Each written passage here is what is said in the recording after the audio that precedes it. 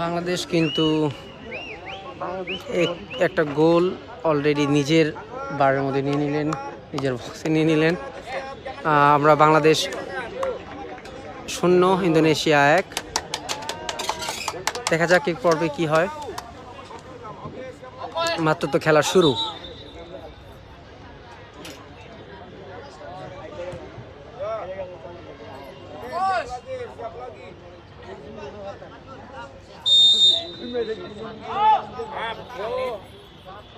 Bentur lihat lawannya, jangan nafsu.